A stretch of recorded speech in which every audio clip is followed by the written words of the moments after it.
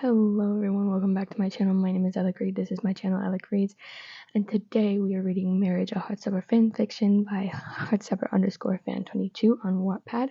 We are reading chapter 45, the final flashback.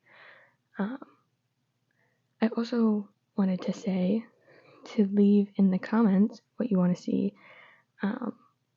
like what kind of things you would like to see, because in my work email, so you can email me and say this is what I want to see. Someone suggested Bakudeku.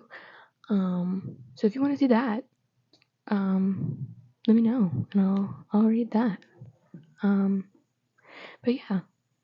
Also, the first Spice episode is up on Spotify, so go check that out. That was super fun for me to film, and I hope that you guys enjoy listening to it. So let's jump right into the video. Chapter 45. Flashback, the final. Just looking at him wearing the ring with so much pride made me feel uncontrollably happy. How much longer is the walk? Come on, at least give me a hint, Nick says while poking my face. Only 5 more minutes. We had been at a pop-up cinema many times before, and those were some of my favorite dates. I wanted to do it one last time with him before he was gone. We arrived at the park, and he spotted the large cinema screen, and he instantly said, "What movie are we watching?" in a cheerful tone. I smiled before saying, "Avengers." He placed his hands on the sides of my face. "Char, don't joke about that. You know how disappointed I'll be." I leaned in for a quick kiss. "I'm not joking. I knew how much it means to you that I watched this movie because you've been begging me to watch it with you for weeks." He hugged me and kissed my forehead gently. "This day literally can't get any better," he whispers. I pulled a blanket out from my bag and we sat it out to watch the film. I was sitting on his lap while he tickled and rubbed my shoulders. I felt my lips gravitating towards his. I couldn't stop kissing him, every chance I could get. I knew this was because I was trying to get every last bit of love and affection before he was leaving. My heart felt like glass thinking about him leaving. If someone even nudged me a little, I would explode into a million shattered pieces of myself. My mind was spinning and my heart was racing, altering the pace of my beat. The loudspeakers slowly got quiet until a voice came on. "Halfway intermission. Please enjoy the amazing snack booth set up for your convenience." Nick pulled my hand over my chest after realizing my increasing heart rate. "What's wrong, Charlie? You okay? You're scaring me." I sat there thinking about what I should say next. I'd been hiding my despair from him this past week due to the fact that I wanted to spare his feelings and not make him feel bad about going to university. I wanted him to go to university. I just hated the fact that he had to leave me to do it. I know I was being selfish and a horrible boyfriend, which just made the whole situation worse. "I'm sorry. I'm just sad." He looked at me with concern. "Why, baby?" I snapped, releasing some of my bottled up emotion. "Stop prying me." I felt regret as soon as the words slipped out of my mouth. Lucky for me, I had the most understanding boyfriend in the world. Hey, I know something is wrong. I'm not trying to be pushy or pry, and I know you're only lashing out because you're upset about something. I'm sorry. I shouldn't have gotten angry with you. It's just, I couldn't bring myself to finish the sentence. He grabbed my hand with both of his, holding it while staring into my almost tear-filled eyes. "Charlie, please tell me." "Well, it's just..." My voice started to crack and my mouth started to quiver. "I'm sad you're leaving." I started to bawl my eyes out as he pulled me in for a hug. "Charlie, I'm really sad too. More than you'll ever know." I struggled to be myself. I like to hide in a shell and fake myself so people will like me, but not with you. I've never been more myself, and I'm scared. I didn't realize how I felt, and that I had so much of an impact on his personality. Although his mom had mentioned it before, it never felt real until it came out of Nick's mouth. What are you scared of? I shyly inquire. I'm scared that without you, I'm going to fall apart. Tears started dripping on my shoulder. They were Nick's. I thought he would be excited going to university, even if it meant leaving me behind, but he seems as sad and scared as I am. I pulled out from our hug and wiped the tears from his face. Nick, you're amazing. You don't need me for that. But I do, Charlie. Even when I'm away from you for a few days, I feel myself always down and off. I reply, I love you, and I'll try and visit as much as possible, like at least every 2 weeks. He responds, I love you too. I finally built up the courage to tell him how I felt, and I felt better now, knowing his side of things, but I still have a burning question inside my head. How am I going to deal with my mom and my anxiety without Nick? Knowing the truth deep down is that without Nick, I might have not been here today. He saved my life. How can I cope without him? I looked down at the ground, avoiding eye contact with him before saying, We'll be okay, Nick. But what I really wanted to say was, Nick, I'm also scared. I'm scared that you're not going to be there with me when I need help. And what happens if I actually end up hurting myself? I'm scared of what I'm capable of doing. I knew I couldn't say this because if he knew I thought this way, he wouldn't leave. He would stay. He wouldn't go to university, and it would be all my fault. I couldn't spoil his future like that. He wanted to become a teacher for a long time now, and I wanted him to follow his dreams. And do that, he needed to leave me.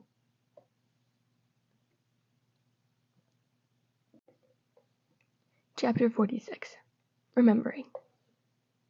Charlie's perspective. Charlie. Hey, Charlie. Nick said as he shook me. My mind was filled with all the memories and intense emotions. I started crying before jumping into Nick's arms. Why are you crying, babe? He says softly as I'm clinged onto him as if I was never going to see him again. I love you so much. I stay still weeping. Why are you crying, Charlie? Are you upset I lost the ring? No, it's just when you said you remember that day I gave you the ring, I started thinking back to that day, and I felt like I was experiencing it again as my mind ran through that day. Nick pinched my cheek softly. The day was so amazing.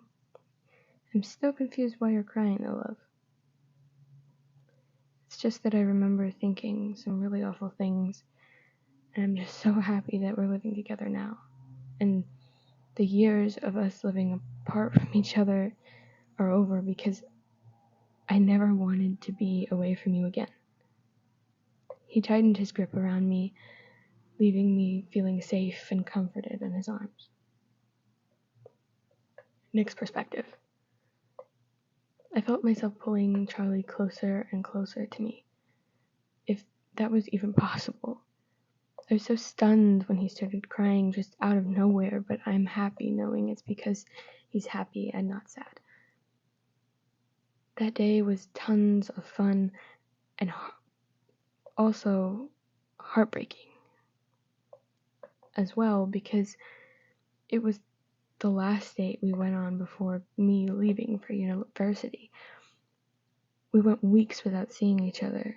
Then we would get the odd weekend where there would be time to spend together. Although the time was nice, it was never enough. I felt myself craving more and more of time he left. The worst part was when he got home after visiting, he would FaceTime me in tears, and knowing I couldn't comfort him while he was upset, tore me apart. We cuddled for a bit longer, until both of us stopped crying. Then Charlie got out of bed and started going crazy with his OCD, flickering our light switches, tapping his fingers on the wall until he tapped a certain number of times. And he was locking and unlocking our bedroom doorknob. I came up behind him and stroked his back with my hand. "Charlie, is everything okay?" I asked, because his OCD usually got worse when he was stressed, anxious, or even excited about something. "Mm-hmm," he mumbled before going around cleaning our room like crazy. "Here, I'll help you clean up." "No, it's fine, Nick. I need to do it. Please." I know it was best to leave him to do these things. "I'll make breakfast. Meet me in the kitchen in a few?" He nodded as I continued to clean. Charlie's perspective. Thinking about the past has really put how lucky I am into perspective. Having Nick by my side every day and never giving up on me despite the setbacks I've been recently facing. I want to propose to him, I think. I can't see a future without him, but I'm still hesitant because maybe we're too young and I'm going to go overboard. I should wait. I should go for it. Both thoughts circled around my mind, driving me crazy. My OCD started to flare up and causing me to act like a complete lunatic. God, I hate myself sometimes. Why couldn't I just decide? I cleaned our room perfectly, which did make me feel at ease and less stressed, even though the most stressful decision of my life was still weighing me down.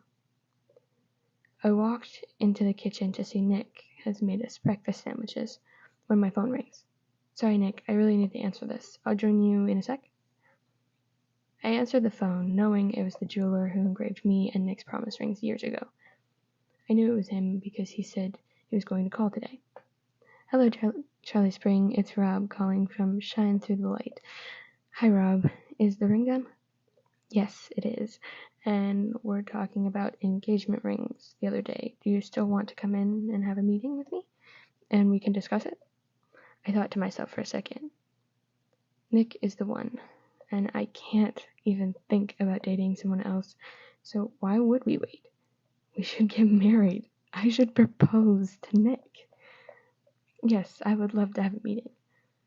How about I email you the details? Thanks, Rob. Bye. Bye. My heart was going crazy. I felt so nervous and excited at the same time. I felt like I wanted to scream like a teen girl going to a Harry Styles concert, but I needed to keep my cool so Nick wouldn't suspect anything. I walked back into the kitchen to see Nick looking at me with a suspicious look. "Who called? Your new boyfriend?" He laughed, then said, "I'm just kidding, but who was that?" I needed to think quick. "It was Darcy," I replied, hoping he wouldn't think I was lying. Alright, and that is the end of today's episode. Our next episode will start on chapter 47 called Email. I just wanted to say thank you for all the major support and everything that's been going on. I absolutely love all of you, and you won't believe any of it. But you guys are so awesome. Remember to like, comment, and subscribe. And leave comments about what you would like to see. Again, wondering if I should make a Baku Deku one, because I was asked in my work email to do that. Also, I have a work email. I don't know how many people know that. But I will put it in the description. So if you want to email me, go right ahead. It's open for all of you guys, so that you can email me what you would like to see, or ask questions about how I make my videos, or give recommendations for stuff on Spotify. I would love all of that. So yeah, I hope you enjoyed today's episode. Good morning, good noon. Wow, I can't talk today. Good morning, good night, or good afternoon. And goodbye, ladies, gentlemen, and everything in between, and I will see you guys later. Bye, friends.